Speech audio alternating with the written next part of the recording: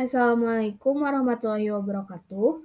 Perkenalkan, nama saya Tami Ayu Hotimah Sofari dengan NPM 212151060 dari Prodi Pendidikan Matematika, Fakultas Keguruan dan Ilmu Pendidikan, Universitas Siliwangi. Kali ini saya akan membahas mengenai hakikat pemecahan masalah matematis dan motivasi belajar. Nah, apa yang akan dibahas?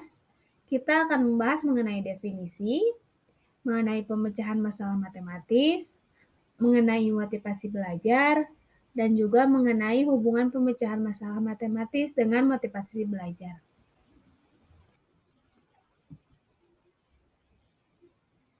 Nah, yang pertama ada definisi dari pemecahan masalah matematis.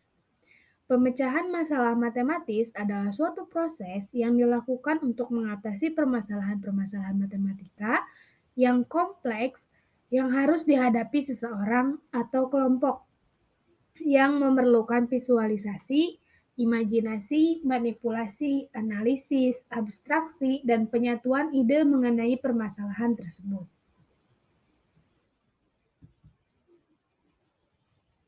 Nah, selanjutnya ada definisi motivasi belajar. Motivasi belajar merupakan dorongan yang timbul dari dalam diri seseorang maupun dari luar diri yang mampu menimbulkan semangat dan kegairahan untuk melakukan kegiatan belajar serta memberikan arah pada kegiatan belajar sehingga tujuan yang hendak dicapai dapat tercapai.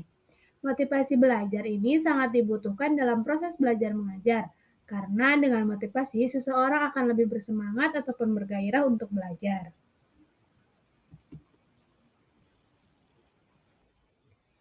Nah, selanjutnya mengenai pemecahan masalah matematis. Pemecahan masalah merupakan bagian dari kurikulum matematika yang sangat penting karena dalam proses pembelajaran maupun penyelesaian, siswa dimungkinkan memperoleh pengalaman menggunakan pengetahuan serta keterampilan yang sudah dimiliki untuk diterapkan pada pemecahan masalah yang bersifat tidak rutin. Melalui kegiatan ini, aspek-aspek kemampuan matematika penting seperti penerapan aturan pada masalah tidak rutin, penemuan pola, penggeneralisasian, komunikasi matematika, dan lain-lain dapat dikembangkan secara lebih baik.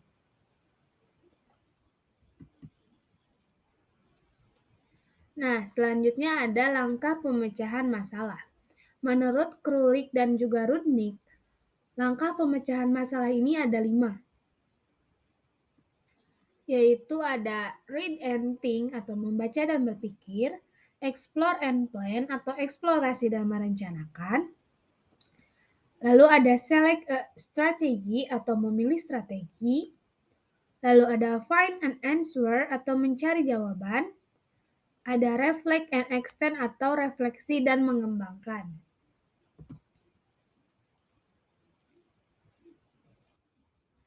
Nah, selanjutnya ada strategi dalam pemecahan masalah.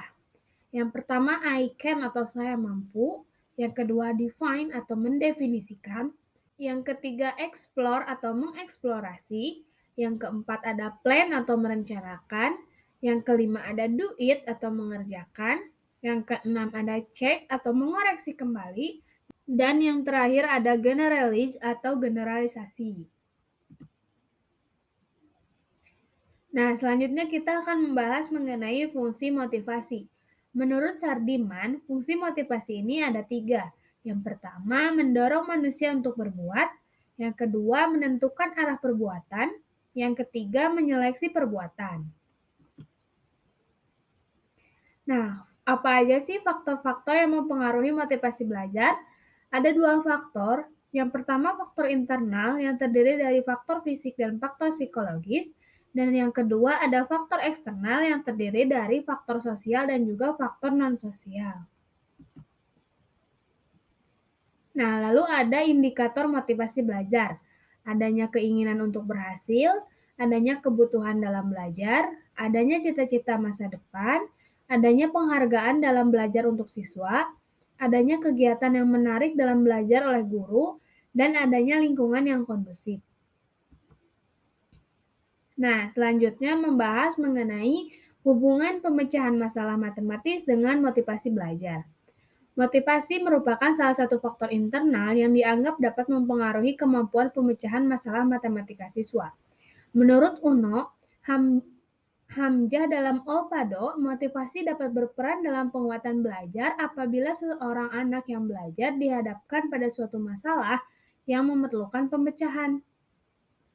Sehingga motivasi belajar perlu dimiliki oleh siswa dalam mengembangkan kemampuan pemecahan masalah matematika. Menurut Gegne dan Berliner, dalam Dimyati dan Mujiono, motivasi adalah tenaga yang menggerakkan aktivitas seseorang dan mengarahkan aktivitas seseorang. Rendahnya motivasi membuat siswa malas belajar bahkan acuh terhadap pelajaran matematika. Nah, berdasarkan hal tersebut, maka didapatkan kesimpulan bahwa pertama, terdapat pengaruh yang signifikan antara motivasi belajar terhadap kemampuan pemecahan masalah matematis.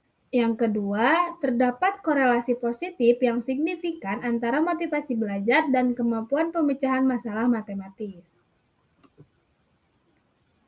Sekian dari saya, terima kasih. Wassalamualaikum warahmatullahi wabarakatuh.